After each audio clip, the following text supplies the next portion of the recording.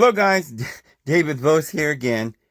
Oh my goodness, it was a really beautiful day here. It's hot and sweltery, and is that a word? Sweltery. It was humid and was warm, but it like was really raining hard last night. So it's kind of just rainy, and then the sun comes out and gets hot. Hope you're having a wonderful day where you're at. Guess what? We're on this amazing subject, guys, and so you probably have seen that I put this video out about the flat earth, and I told Santos to give me a video and I would look at his evidence and then I would counter it.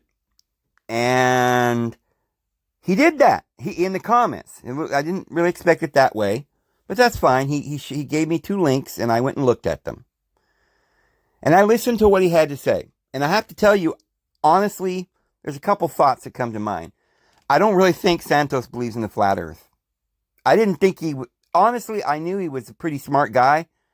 But maybe he's just saying he believes in the flat earth. And a lot of people there's other people who actually believe in the flat earth that are promoting the flat earth.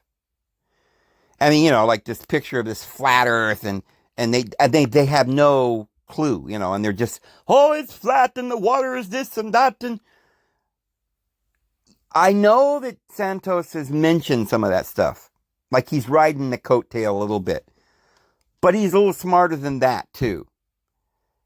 He's got a more in-depth concept, and his concept isn't really as far off from mine. So Santos, here's what I'm going to lay it out what is the truth. This is the truth. And I know this is the truth. And I think if everyone here that watches this video today will find out after listening to this, they'll know where I'm coming from. And if you believe in esoteric wisdom, if you believe in the ancient ones, if you believe in not NASA, but the esoteric ancient scriptures, then I think you'll have to come to a different conclusion. If you look on the comment area on that video I did yesterday, man, oh man, the trolls came out, and the children or the childish behavior, and you're wrong, David. You can just get out of here. I don't like you no more. I'm unsubscribing, and all of this going on. It's pitiful, but a real man came on, Santos Bonacci, and he didn't whine and he didn't call me names. And I'm proud of that. And I'm very thankful for that we're able to have this discussion. I'm hoping he will listen to this video and then maybe he'll get back to me. And you know what? I think we might have a lot more to agree upon. So, all right, here's the information. I'm going to lay it out here. I've been telling you guys that I would get to it, We've shown videos about the tunnels under the ocean, and we covered a lot of different issues. I wanted to just basically make a pretty good, decent video about the flat earth and why that wasn't true. And then as a preliminary to get into what then is the truth. Because if I were to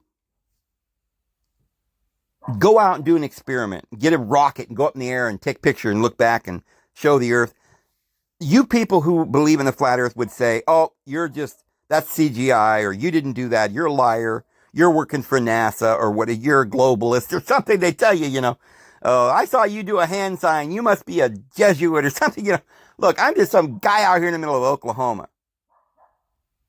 So, yeah. I'm just me. But I really do believe that there's a lot of you that haven't said anything in the comments at all because you're waiting to see what I'm going to say next. Maybe you just don't know. Come on. This is really getting to be crazy. But as I said, there's no way to really solve this now because everybody's got their opinions. You can show them evidence that the scientists have shown us, but people don't believe in scientists anymore. And you know what? That's good. I don't want you believing in government. I don't want you to believe in Einstein. He was a liar. I don't want you to believe in some of these guys. But then again, there's a lot of these individuals, like we talked about Newton, sound scientific formulas. Science is not wrong. There's such a thing as science. Math is not wrong, but it's just getting really hard to figure things out.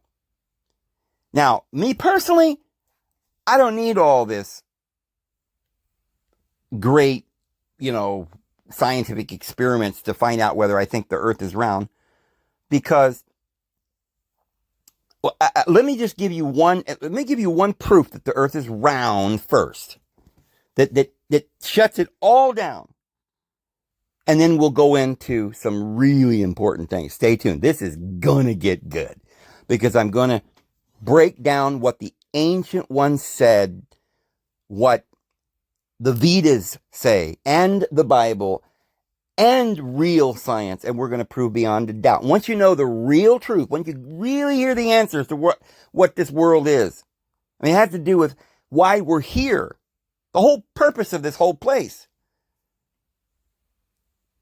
There's a plan, When you find out that there is such a thing as reincarnation, that's a plan, the divine plan, that we weren't just thrown here accidentally and evolved from polywogs, that there's a divine mother and a divine father that's watching over us, and that the plan was written down. I mean, I'll grant you guys that you wouldn't really know anything about our world. Maybe we're living on the Truman set, right? Like the Truman movie, and it's just all a big, fake, and you could believe at this point, you could believe anything. I get it. You guys are confused. But when you find out that there is actual scriptural, a cosmology that's clear and concise, and it's never changed, not only that is going to help you to see the truth, but then when you hear it, you'll see how perfect and beautiful it is. And then you'll see that Jesus, and most of you, I think, will trust Jesus. Then you'll say, okay, now I get it. Thank you. Oh, wow, this is not so confusing anymore. So, okay, we'll get to that. This is probably going to be a good hour of really some good deep stuff. But before we get to it, just real quick, let me just give you one scientific fact to start with. And Santos, I want to hear your opinion about this, if you don't mind. All right, imagine a sphere, a ball. Stick a pole through it. Like a knife through an apple. Stick a pole right through it, so that ball that you've got, that round ball's got an axis. And, so let's imagine a wooden stick through a round ball. Now you can spin it, and like a top. Imagine that in your mind. Now imagine the circumference of that ball spinning real fast. You can see it spinning. There's no tricks here. You can see it spinning. This is just an analogy. Now look at the place where the stick pierces through the top of the ball. At that point, it doesn't move, because that's the axis point. And if you notice, there's an axis point at the north and at the south.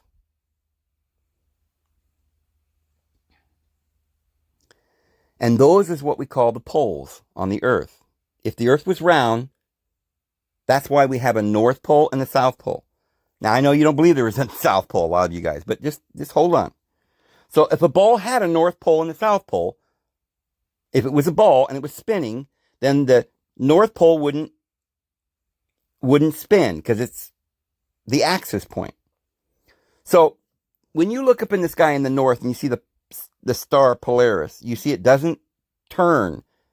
The stars in the equatorial region, they go round and around. They go up and they go down. They go up and they go down. You see the stars moving, just like the sun comes up in the east and goes down. So the stars come up and go down because the earth is spinning. Okay?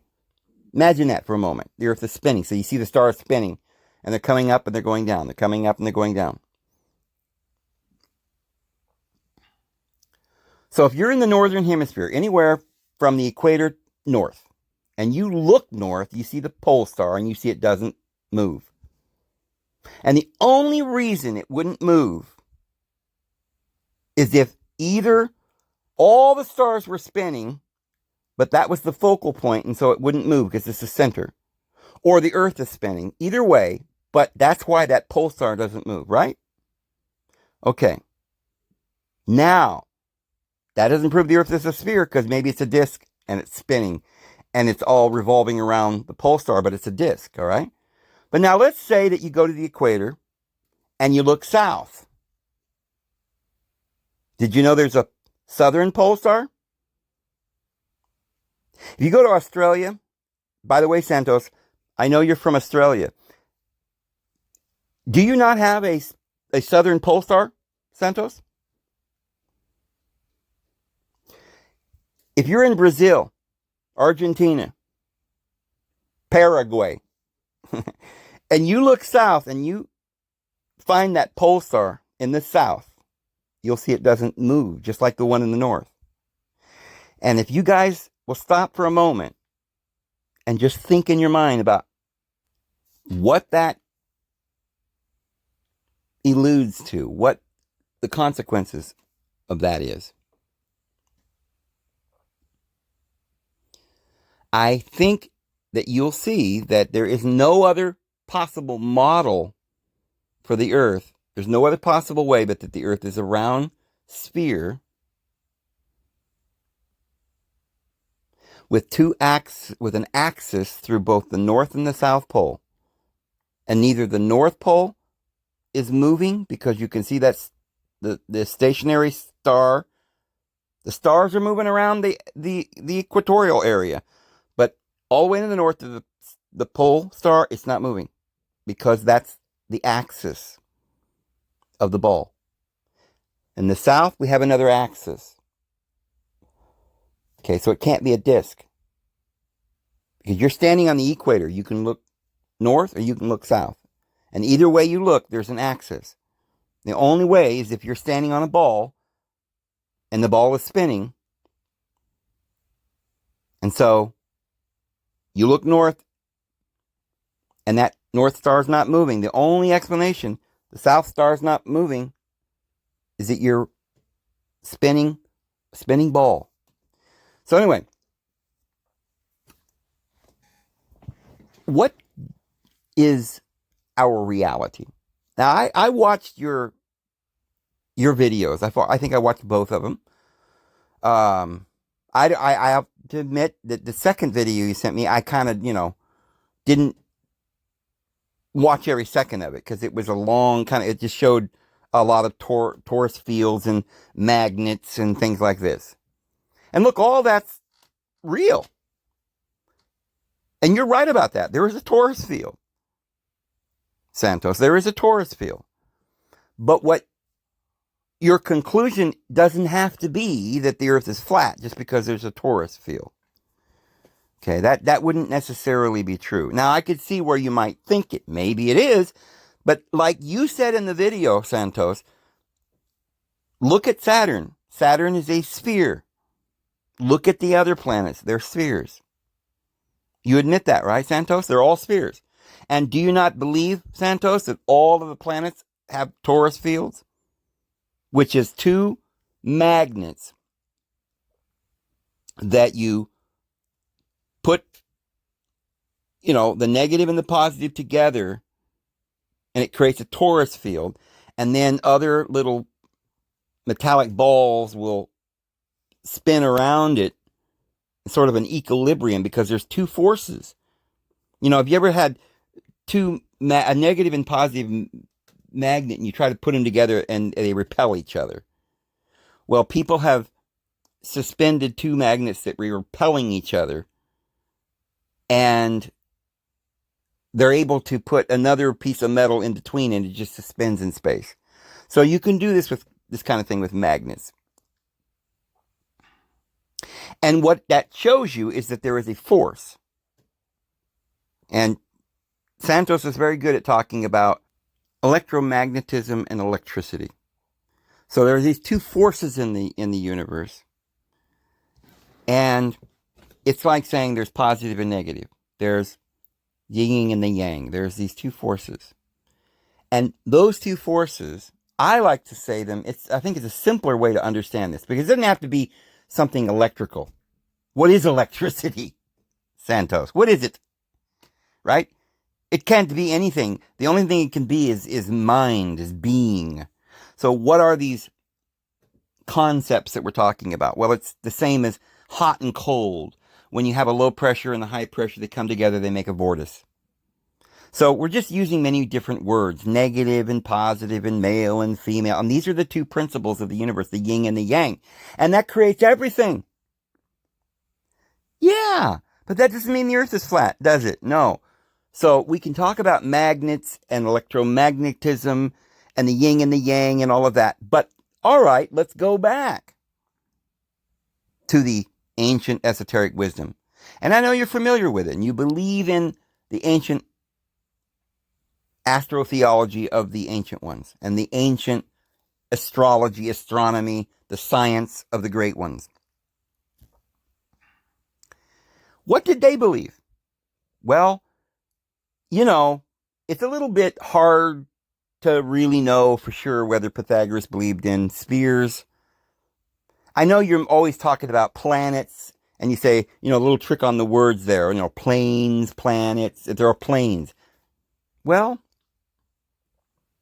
that doesn't prove everything. You can use words and say, hey, planet means a plane, so therefore all the planes are plane, all the planets are plane. But yet, we look at the Saturn, it's a sphere. You can look up in the sky and see the moon. It's not flat. The sun's not flat. You can see it in the sky. You got a telescope. Anybody got a decent telescope can look at Saturn, and you can look at Jupiter, and you can look at Mars, and they're all spheres. So, come on. We can't just deal with stuff just because you say, well, I did an experiment with some magnets, and this proves it. Okay, so that's my feelings about that video. Now, I understand what you're saying, that the torus field might make a flat Earth. It's conceivable. You were talking about the galaxy and how you said, well, all the galaxies are flat. Okay, but all the planets are round. So all the stars look round too. But you say, oh, no, but all the galaxies are flat. They're not really at all. They're the same as the sun, Santos. There's a big round ball in the middle of every galaxy. A big round light source. It's round. It's huge. And then around it are other round stars. Just like the sun is round and around it is round planets. And the reason why they form into round spheres is because if you've got a round sun and it's spinning, there's centrifugal force or whatever, there's going to be a point where, and we talked about airplanes, maintaining altitude. We have to have certain speed and velocity and propulsion. And then you can make a satellite go around and around and around. If you get the right speed and you keep it at that speed. This is just science. And so what happens is that because every mass has certain things in it that are heavy that seem to want to go into the center and stay in the center. Because you're developing mass and it's pulling, it's got gravity. But then there are other things that defy gravity, like air. They fling out, and gases. So you were talking about Saturn, and it has rings. Well, those rings are made up of little particles maybe, but mostly gases. So that's why they're hanging out there around the peripheral of Saturn, because they're flinging out because of this force of spinning. Just like the vortice, just like the hurricane or the tornado, just like the galaxy. So the little particles are flinging and going around in sort of a plane just like on a galaxy or on the rings of Saturn or Jupiter. But in the center, it's going to form a sphere. Now, that doesn't prove anything either, because all the planets and all the stars could be spheres, and the galaxies could have a sphere in the middle and little spheres running around it, but the Earth could still be flat. Maybe the Earth is the center of everything, right? Geocentric. How can we prove it? Well, we can't unless we can get up into space and look back. But a lot of you believe in Scripture, and I think we can start there. So what does the Vedas teach? The ancient Vedic knowledge, because that goes back, it's the most, we could go back to the Sumerian tablets, and it talks about spheres and planets, and it gives their shapes and stuff like this. We can, because they had astronomy all the way back with Babylon and Egypt, and they all had astronomy. And they weren't saying that they were looking at flat discs. No, nobody ever said that. Okay? But how can we define this so that we really get what they were talking about? Well, okay, so the Sumerian tablets are very old.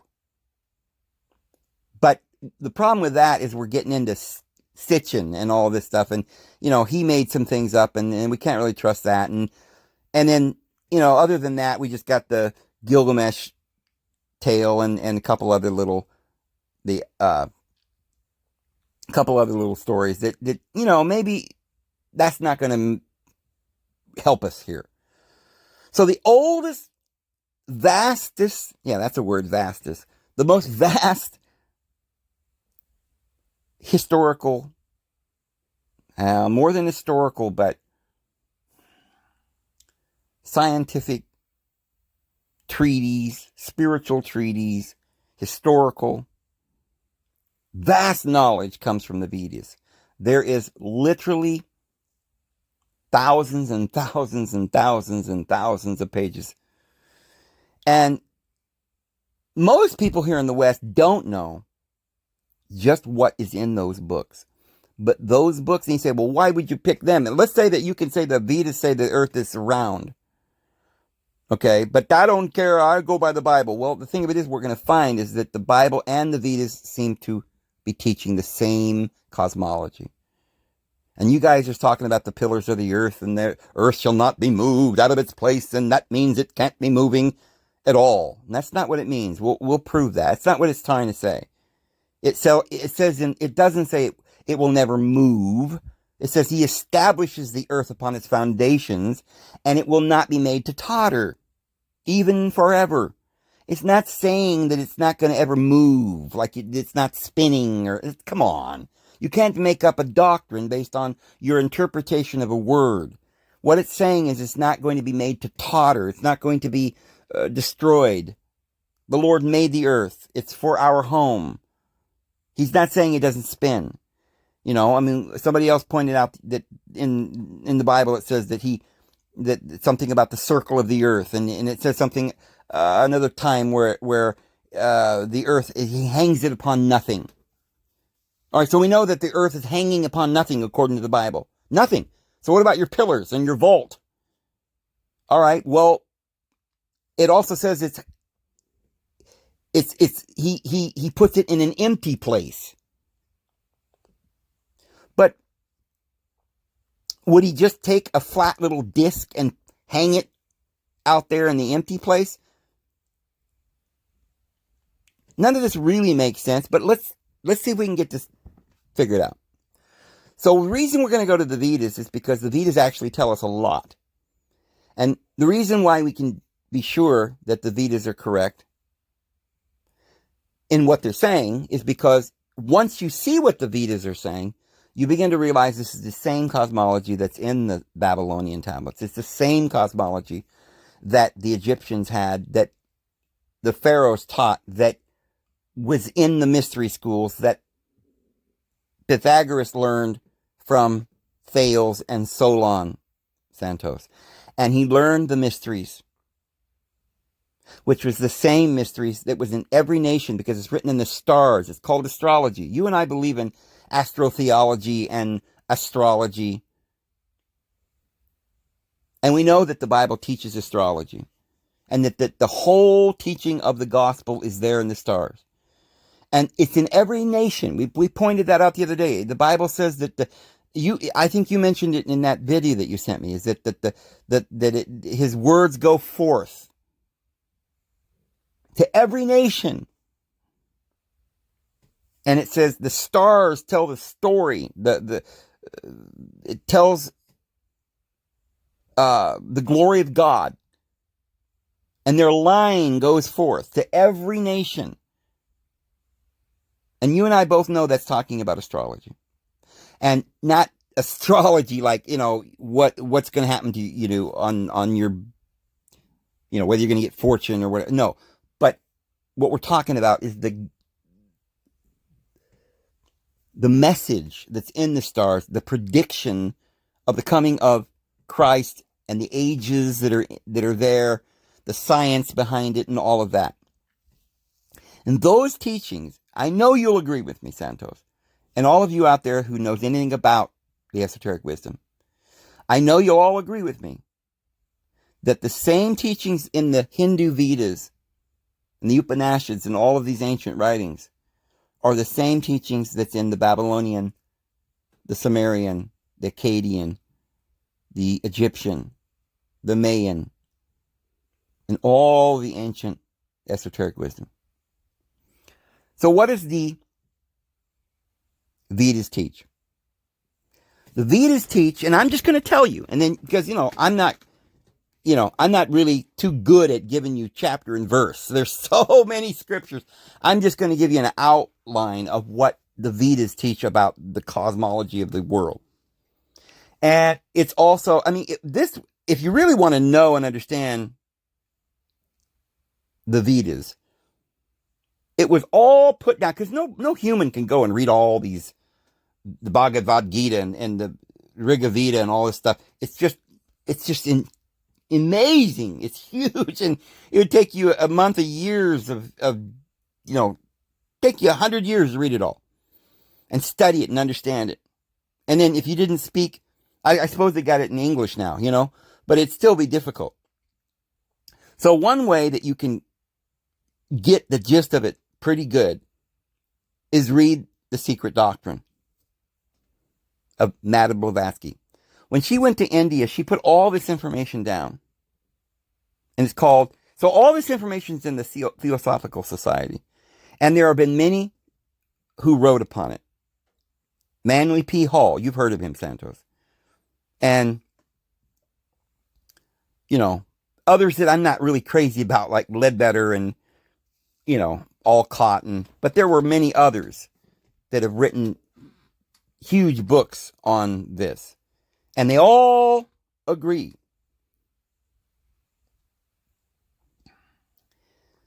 that the Vedas talk about the gods that came to the world. They came here, the world has been evolving, not like Darwin says, from a pollywog, right? But it's a different kind of evolution. It's a spiritual evolution. And there's a reincarnation and a transmigration network. But it goes far beyond that, because most people, New Age movement and stuff like that, they're just thinking, it's just all about reincarnation, and it's about karma and things like that. And those are beautiful, beautiful things. But if you really wanted to know some stuff, you'd get digging into that. And like I said, you probably couldn't read the Bhagavad Gita, so read the Unveiling of Isis. Read The Secret Doctrine, because she talks about these 7 root races. What is that all about? Well, what we're talking about is hundreds of millions of years, the evolution of this entire universe, basically. She talks about you probably heard these words, like the planetary logos and the planetary logi and the Manu and the Buddhas and the Miatras and the Christs and all the the things that has been going on for thousands of years. So what they teach is that every solar system is ruled or run or organized by a planetary logos. Now, some of you may be going right here going, I don't know about this. Well, it may be amazing to you to think that there's that much detail in the Bhagavad Gita. But this is the truth. And you can go and look this up and you can verify all of this. And then it might blow your mind at first, but you'll find out that this fits absolutely. It's exactly the story we got in the Bible. But like I've said a million times before, the Bible's a Reader's Digest version. You know, it's just Genesis 6:4. And the sons of, God had relations with the daughters of men, and they took wives, all of them they chose. That's it. Well, explain it to us. Okay, so you go back to the Sumerian tablets, talk about the Anunnaki, and then you find out, oh, that's in the Bible. The sons of Anak, and the giants, and all of that. We were like grasshoppers in their sight. Okay. So then, you look at the Greek mythology, and you talk about the Titans, the giants, and they were thrown into Tartarus. And you begin to see this is about astrology. It's about the stars. It's about something far more than just this little parable that we thought it was talking about. And that parable is what we're saying, the astrology.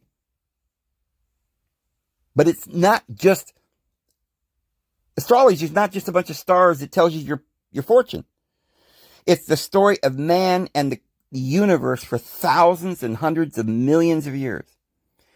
So what they teach, and you can go to any yogi or shaman or Hindu religion, and they will give you the basic same story. They talk about the Kali Yugas, which are hundreds of thousands of years, and there were many of them. And we started off on this ethereal plane.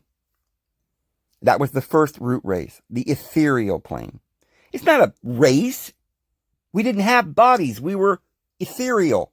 And there's what you were talking about, Santos, the ether, which science today, as you've pointed out, they don't even want to believe in it. What is the ether? Well, according to Hinduism, this was the original science before Einstein. They believed in this 100,000 years ago. They had it all down. We've forgotten it. The Catholic Church burned the books. So now we got to start all over. And Einstein scratched his head saying, I don't know, is there ether? Or what are we going to do? We got to believe this. We don't know what to do with that. Maybe atoms are particles. Maybe they're waves. We don't know anything anymore. Well, just go back to the original truth. It's written in the ancient esoteric wisdom. And they say that everything was just ether. And so the planetary logos comes along, and he identifies a large area that would be, say, about the size of a solar a solar system, but way beyond, say, Pluto. Let's say we're talking about our solar system. He's going to create it. That's what it's basically. We're talking about the creation. We're talking about the whole thing. So he gets here and what is there? Nothing? No, there's ether. What is that? It explains it. It's this substance that is, if you were to look at it, you wouldn't see anything there. This is how they describe it. There's nothing. It's invisible. And if you were to try to weigh it, you couldn't weigh it. But it's actually more dense and more powerful and energetic than a vacuum in space or than air or anything like that you might imagine. Okay, it's literally building blocks of all things, ether, according to the Bhagavad Gita. And so here's just all this ether, which is this, nowadays they had to try and invent stuff, like you were saying, they come up with, dark matter, or maybe there's this, or maybe there's that. They can't figure it out. So they got all these theories now, theories and theories and theories. Let's go back to the facts. What the ancient gods told man, and it wrote it down in the stars and wrote it down by the ancient prophets. And they said the whole universe was created, and it started off with just a bunch of ether. And then it says that he took this ether from this area all around, say, much wider than the solar system, way beyond Pluto. And he took it all, it was just this bunch of ether, and he compressed it. And he got it all down in a small, small area, compressed it. And he shook it up, And then it expanded. And the story goes that he blew air into it, in a sense. So it's kind of like little air bubbles. And this is how they describe it in the ancient scripture. So that the ether formed these little bubbles. Today we call them atoms. Building blocks. But they weren't really atoms. They were the building blocks of atoms themselves. They're the smallest particles that known to the universe. They're the building blocks of all things. And within them is all the energy and all the power and the source of everything. But it describes them as little spheres, little bubbles. And then he took these little bubbles, and with them he formed the atoms, and then he informed the sun and the 7 planets. And also, actually, they believed in more like 70 planets. They had, in our solar system, they believed there were 70 planets. And I don't know what, no one knows exactly what those 70 planets are. They may be, I'm assuming that it's including all of the moons around Saturn and Jupiter and our moon and other moons that are, moons around other planets. And all together, now how would they know? How would the Bhagavad Gita know that there are 70 satellites around the sun? Because there is. You can go and ask NASA, and they'll come up with just about the same number. They couldn't have seen it with a telescope. This is science. And they describe them as spheres, homes.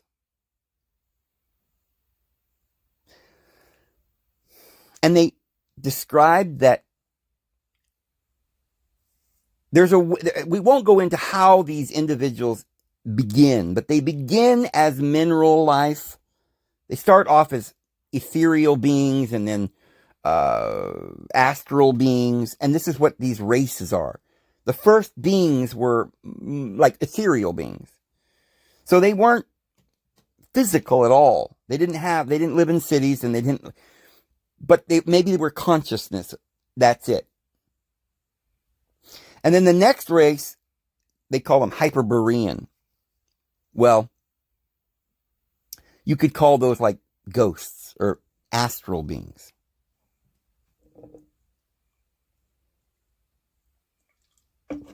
But again, we still don't have a body. And then the third race, they call them Lemurians.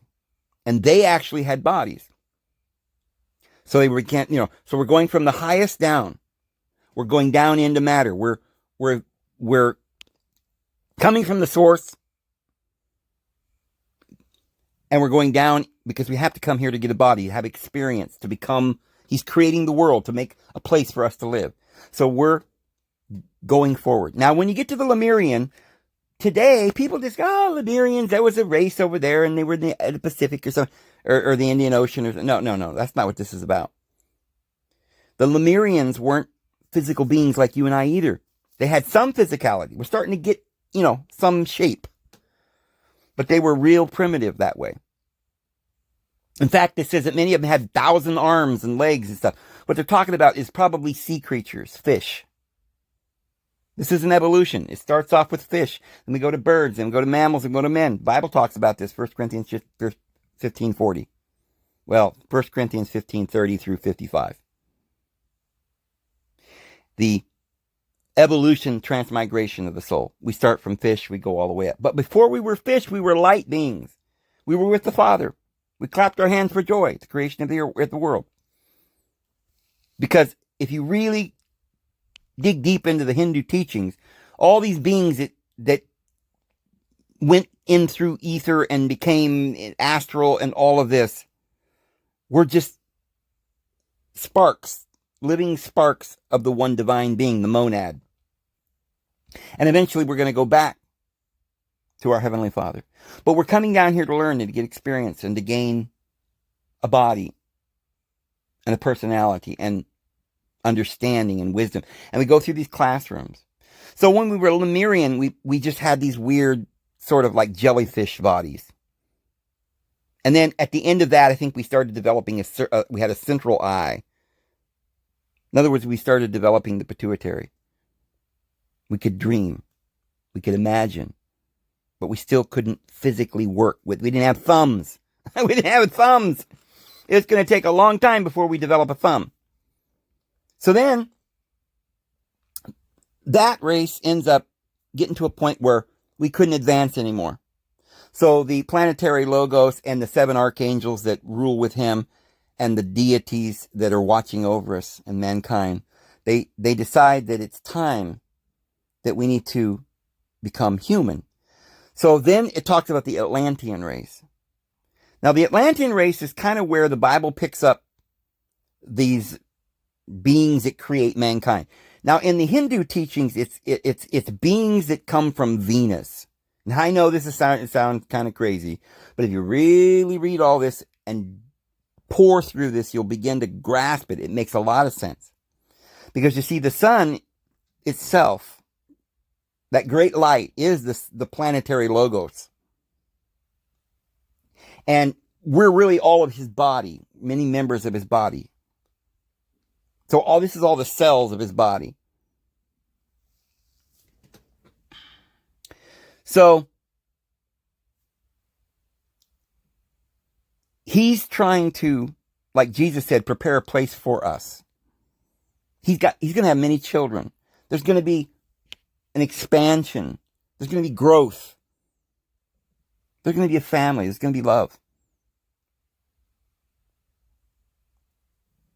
And so we started just in this one mind. Now, that wasn't the universal monad, because that was just the planetary logos, the sun. If you look out in space, you'll see there's lots of suns, and they're all round. And they all went through the same thing.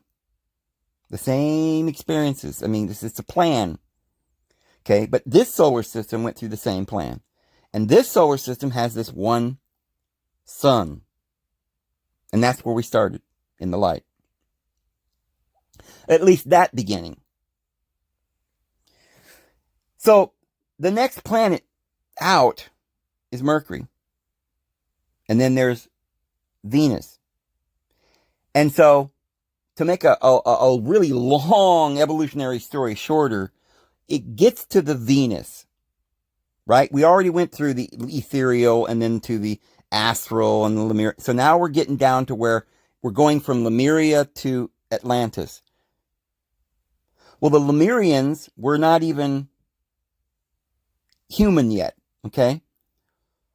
The Atlanteans, we think of them as very advanced, highly advanced beings. Much more advanced than we are today. But that's not true.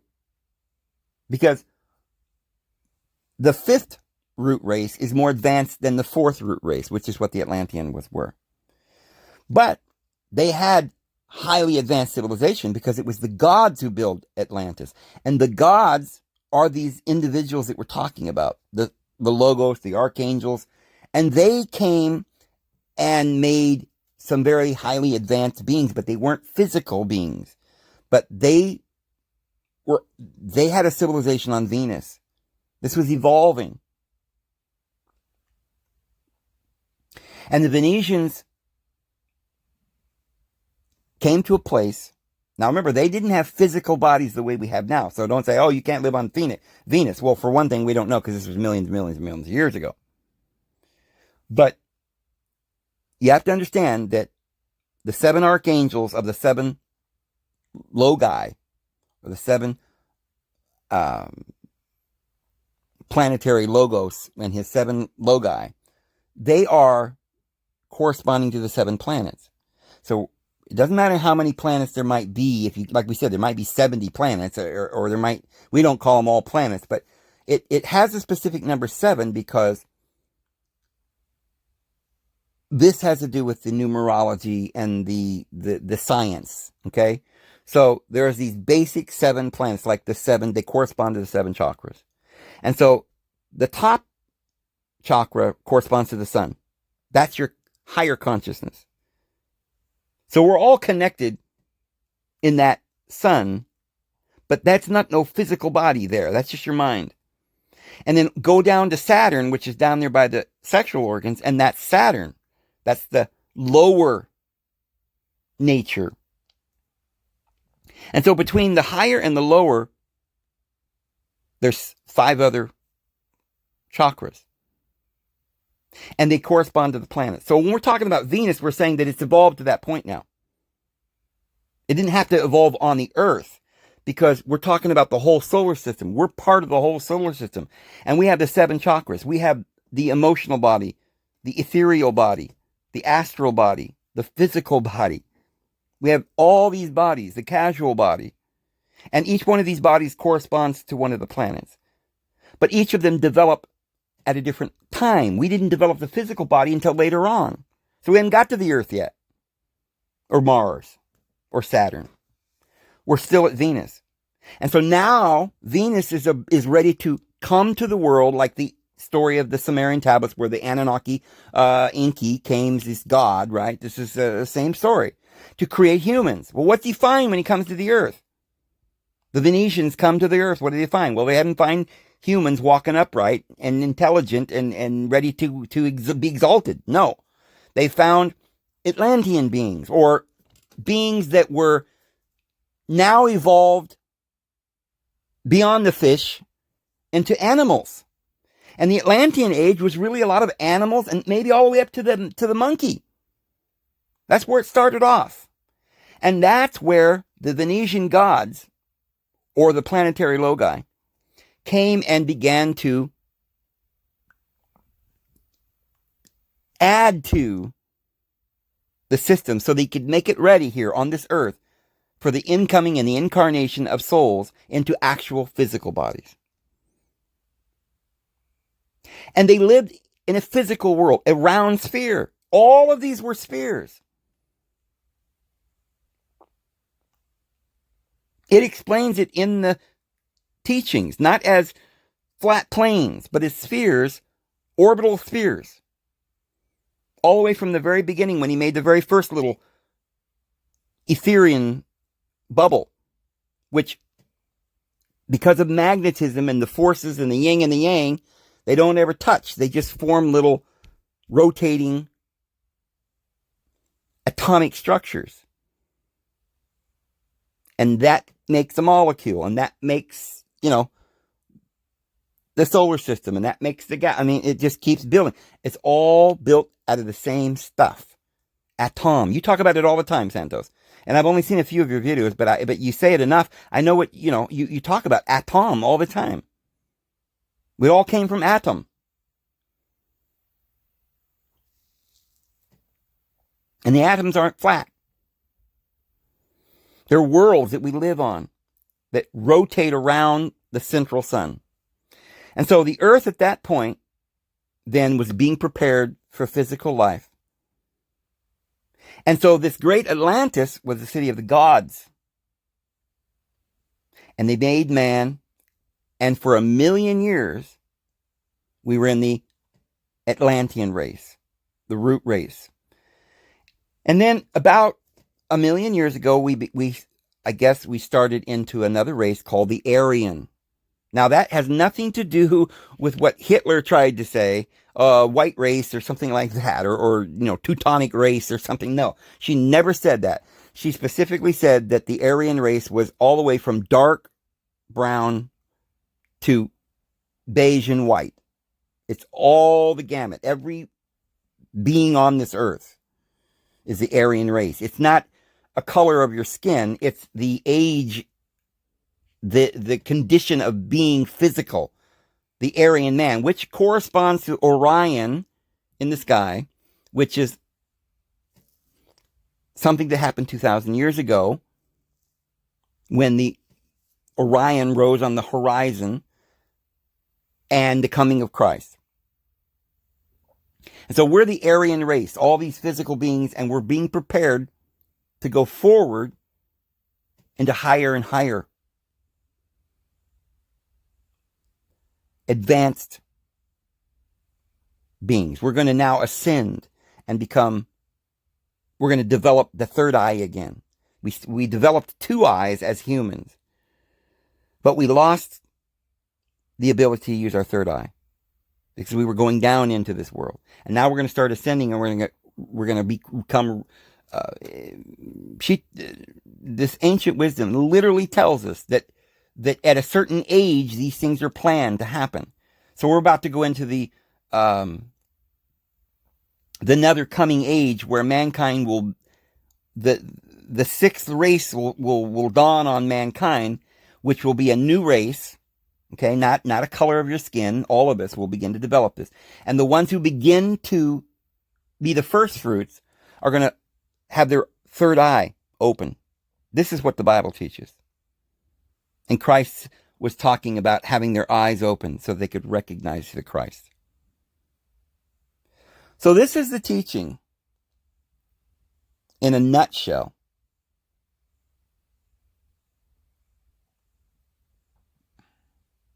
And so when you read in the Bible, you never really understand that Adam was 1,000,000 years ago. That's not talking about something that just happened 6,000 years ago. And the story of Noah and all this stuff is in there. And the giants and all of this. It's memories and legends of our ancient past. And the way they wrote it in the Bible is a parable that, if you understand the interpretation, is exactly what the Vedas teach. And so, whether it is the Sumerian tablets or the Vedas or the Bible, it is teaching the same cosmology. We start off as just ethereal beings. We evolve. We go in to become, to partake of the knowledge of good and evil. The Lord creates bodies for us. We go through the duality of having the woman and the man split in half and trying to get back to it, and all the laws, and under this hard taskmaster, and all the classrooms that we've gone through, because we learn by the things in which we suffer. But now here is, in our last 10 minutes, here's the nut that you want to find and crack, the truth. The little parable that explains it all. So these races, then, you begin to understand after you're reading all of this for a while, this is not about what we think of as race. It's not like Chinese or African or European or something. It's talking about our evolution as beings. And if you really start reading this information, you'll find that it explains that we all live simultaneously on all these planes. Well, as humans we do, although we don't have some of our chakras opened yet. Meaning that we have already been, for millions of years, living and evolving. We've lived on the moon. The Hindu scriptures talked about how we lived on Mars, Mercury, the moon. In fact, do you know that there are still beings being born and that live on Mercury and Mars? Well, Mars still has a residual population because they weren't ready to move on in the classroom. You know, there's a judgment day, and most the people that go through the class get a good score, and they're ready to graduate. And the ones that don't graduate, they have to stay behind. So this is, a long process. So there are still people on Mars. The moon, I don't think there's anybody left there anymore, because this is an older development. The people that were all living on Mars, they were all evacuated. The planet's like dying, and the people that were on the moon went to Mercury, and they were the ones that came here to enter into the physical incarnation, just as we all were. Some of us came from Mercury, some came from other places. When we were developing our astral, we had developed different aspects of our being. We're not fully developed even now, but we've got our physical body, but we haven't developed that thing, the gifts that we're going to have in the coming ages, telepathic abilities and stuff. So we go from planet to planet. Well, how do we travel from planet to planet? Remember we were talking about that wormhole? Here's what it all is about. I'm simultaneously, at being an earthling, I've developed a physical body, but I still have my emotional, I still have these 7 chakras. So I have a connection to all 7 planets. And so my mind is the sun. So I'm connected with Christ. Remember, it says in the Bible, we're all one in Christ. And we're all one with the divine being. And so that oneness comes through the spirit, not the flesh. The spirit is the top. The spiritual and the physical. The physical is just a temporary, the clothing. And we develop an ego that we eventually get, we just use the ego. We gain a personality to get experience. But those are just illusions. Our true self is in the light. So I still have access to the light, to Christ. Christ in me. He's in me. Okay? So that means that I can astral travel. I can receive the opening of my third eye and I can see Christ. I can be aware of that Christ in me. I can be there on the sun. Well, if I'm going to wake up and be there on the sun with Christ, that doesn't mean that I have to travel in a spaceship, because there's no physical bodies on the sun. We're talking about pure spirit. Now on Mercury, they don't have physical bodies either. That's the mental, a little bit lower mental, but not as high as the sun, but it's the mind. It's a higher part of our being. And then Venus is like an astral. They don't have a physical body there. So you could astrally, when you go to sleep and you're no longer conscious of your physical body, you don't have to go anywhere. You're there. We never left. All we did was open up our consciousness in this physical awareness. And that is opening up that chakra, which is the same as above, so below, which means we developed our physical body, which means that we began to manifest outwardly on the earth. So we leave and we communicate with these beings of light, the gods, and we're communicating with ourself, the Christ in us. And yes, it may have been some of these things that there were a lot of people that were communicating with Aldebaran, and they were getting these amazing revelations. Prophets in the last century have been doing this. And the Pleiades, they talk to the Pleiadians, right? You know who they are? They're not physical beings. They're you. We're all one. You're going within yourself and you're contacting higher consciousness. And so it is in the past, because that's where we were before we were here in this present time, before we developed the physical body. So it's kind of complicated, but I think you can understand what I'm saying.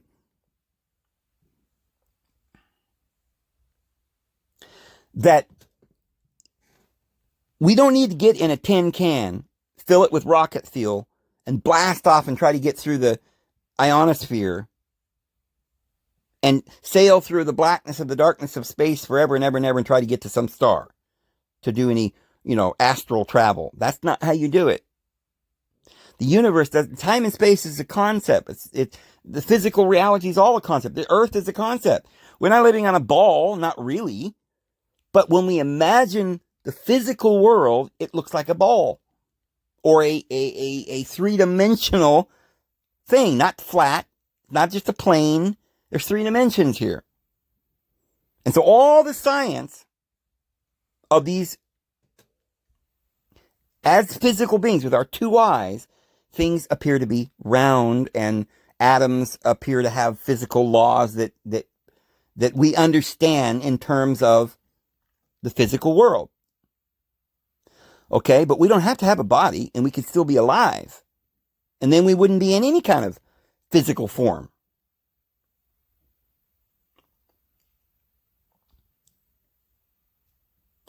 So, if you're going to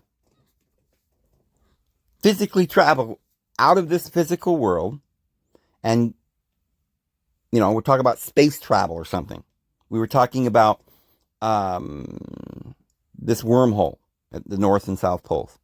Why would there be a wormhole there? What are we talking about? Well, you see, the only way to travel, you can't physically travel through space and time. That's a concept. Space and time is just, the only way that physical exists is on Earth, in our consciousness. So the only way to change this consciousness is to change your mind. Getting in a tin can and putting rocket fuel in it doesn't change your mind.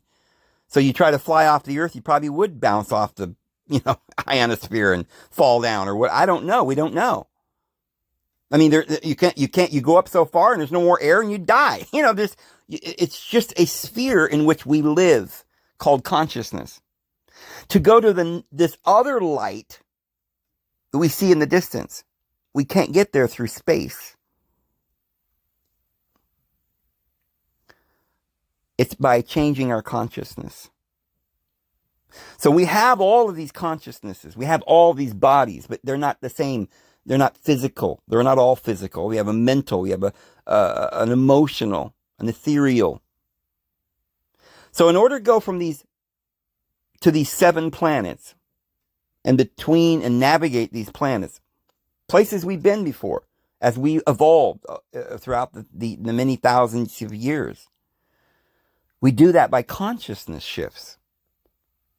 And now that we're physical beings, we can still go back and visit Mars and see and there are people that are living there now. But if Elon Musk thinks he's going to take a rocket and go to Mars, he's going to find out he's going to be in for a big shock, because you can't fly through the blackness of the space. You can't breathe out there. And that is only a concept, because it's like in your body, you have these chakras that correspond to the 7 planets. And it's a matter of shifting your consciousness. So there are a lot of human beings that are physically in this body. They've been granted to live in this world. And when you pass the classroom and all the things, and you learn by all the things you've suffered, and you're ready to move on to the next classroom that the sages and the ancient prophets have prophesied we will achieve, then we will develop and we'll have a different consciousness. So we're going to open up that third eye, and that's going to be what the next race or the next age is going to be. It's going to be an advanced race. We're going to have differences. And that's going to be like I said, we didn't have thumbs until we evolved and we're able to create with our hands.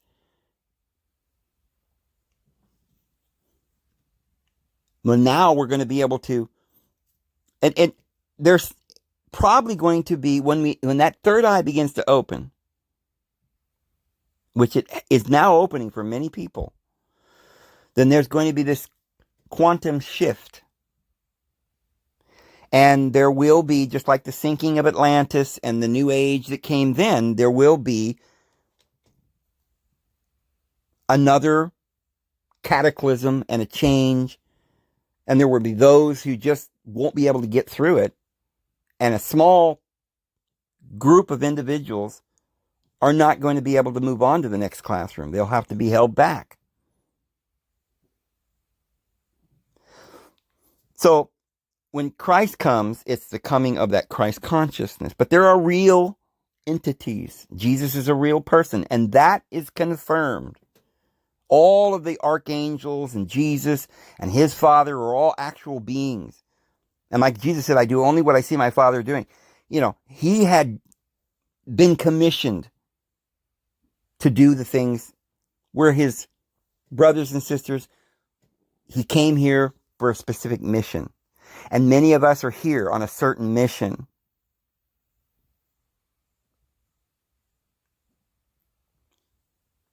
So what is the shape of the earth? How can we know? Well, go back to the magnets. For those of you who don't know what I'm talking about, Santos left a link. I think it was the first one. I think he had some of this in both of them. But take a look at those links and you'll see that there's these two magnets, like little bowls, and then this guy was putting them together, and this magnetic force was causing these little round ball bearings to spin around. And they would come together, but they would never touch. It magnetized them, and then they would just spin, and they would always take their place, and they would form these beautiful centrifugal patterns.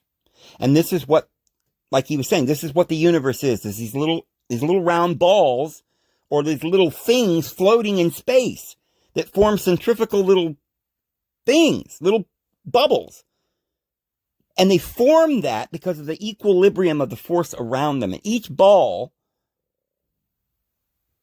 there's like a hurricane is a round vortex.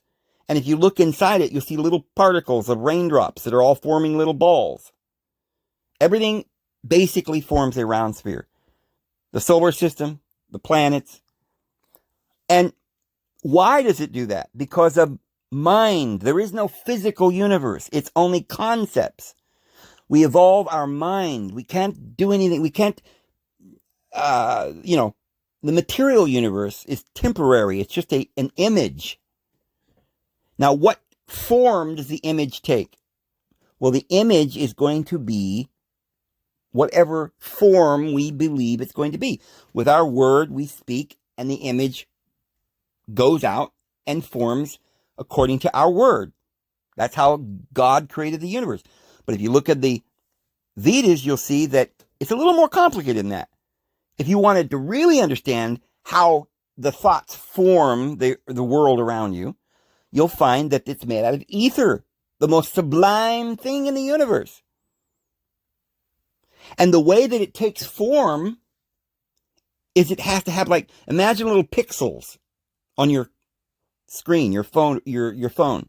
Or imagine a hologram. How does the hologram form around you? Well, little particles, atoms, little round balls, smallest little particles, photons. It could be, there's various small particles, atoms, that go smaller and smaller and smaller, all the way down to ether. And so the ancient wisdom tells you how this ether was formed, little bubbles. And the bubbles, they come together and form other structures. So each structure is made of thousands of smaller structures. And that makes a bigger structure. And how does it do it? Through the yin and the yang, the hot and the cold, the female, the male. Through, like Santos so eloquently says, through ether and element, through magnetism and electricity, through the two forces of the yin and the yang. They never in the twain shall meet. And then you can take these two forces and create the entire universe. So it starts with the little bitty particles, ether, and then it makes a more light body, like astral body. And then it becomes a more structural form, like the physical world. But the physical world is created by the same principle, like the torus field that Santos mentions.